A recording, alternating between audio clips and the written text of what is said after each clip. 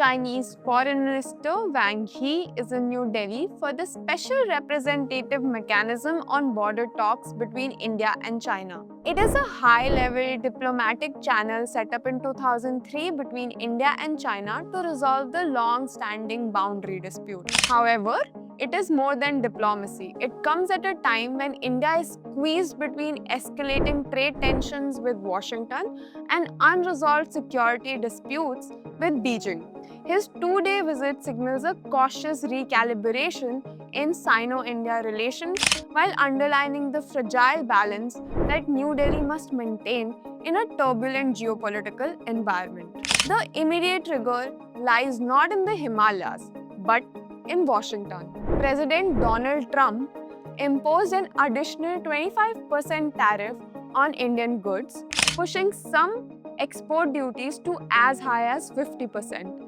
This was a response to New Delhi's continued purchase of Russian oil, straining India-US economic ties. These measures are not just commercial irritants, they are political tools.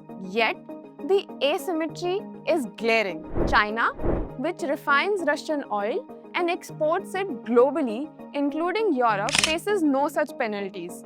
For policymakers in Delhi, this double standard underscores the unpredictability of American partnership. The trade war serves a reminder that Washington cannot be always believed. Against this backdrop, India is weighing a selective reopening of its market to Chinese investments. Sectors like renewable energy, consumer goods, and niche areas of manufacturing are being considered. Those sensitive domains, defense, telecom, and digital infrastructure will remain off limits. Still, even partial easing carries symbolic weight, especially during the current India-US tensions. Numbers tell a complicated story. Imports from China have risen from almost $94.5 billion in financial year 2022 to $113.4 billion in financial year 25. Even as Indian exports to China have slipped, Beijing continues to hold an edge in sectors such as rare earths, pharmaceutical ingredients, and heavy machinery. Yet, India is not without options. New Delhi is steadily diversifying supply chains, investing in domestic manufacturing, and deepening partnership with countries like Japan, South Korea, and the US. For Delhi, strategic autonomy does not mean isolation, but neither does it mean to translate into dependence on Beijing. Engagement with China, however cautious, is a part of hedging risk while building long-term resilience. Still, economic ties cannot overshadow the unresolved Himalayan frontier. On Tuesday, Wang Yi will meet the Indian Security Advisor Ajit Doval for the 24th round of boundary talks. Since the 2020 Galwan Valley clashes, disengagement has occurred in some areas, but mistrust persists. Troops from both sides continue to shadow each other across high-altitude zones while infrastructure buildup accelerates. For India, the issue is not just territorial. It concerns sovereignty, military morale, and political risk of seeming weak.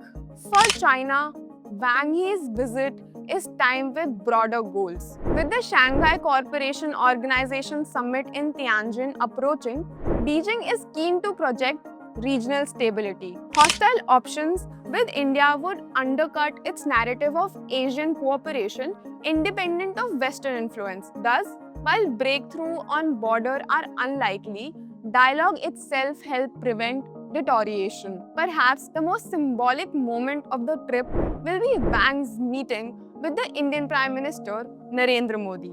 This comes just before PM Modi is expected to visit Tianjin for his first visit to China in 7 years. Indian Defense Minister Rajnath Singh earlier visited Beijing for the SCO Defense Minister, and Wang Yi's meeting in Delhi is to pave the way for these encounters, framing discussion on trade, stability, and India's positioning amid the shifting alliances. The meeting is politically charged. India will seek assurance on border stability and fairer trade, while China will aim to prevent Delhi from drifting too far towards Washington.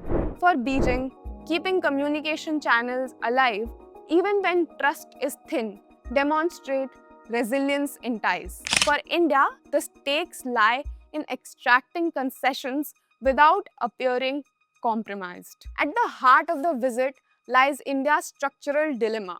On one side is Washington, where economic nationalism increasingly collides with geopolitical demand. On the other hand, stands Beijing, simultaneously India's largest trading partner and its principal security rival.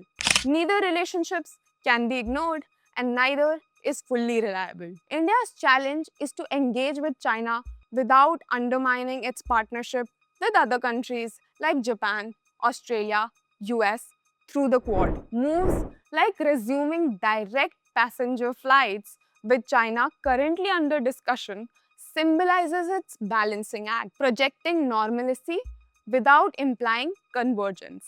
Ultimately, Wang Yi's visit is less about solving disputes than managing them. It's about optics and expectations, ensuring hostility does not spiral into crisis.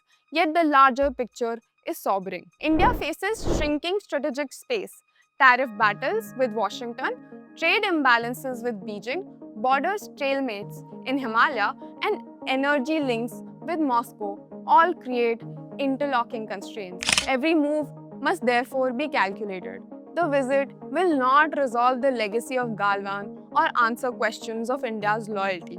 However, it underscores the reality of multipolar world. Choices are not about clear-cut friendships or enmity, but about navigating complex engagements with rivals and partners alike. As Delhi hosts Wang Yi, an Indian Prime Minister prepares for Tianjin, the lesson is evident. The trajectory of India-China relations will not be shaped by one summit or one visit, but by how both sides manage contradictions that neither side can escape. This is all from us today. This is Nidhi for the Asian Chronicles.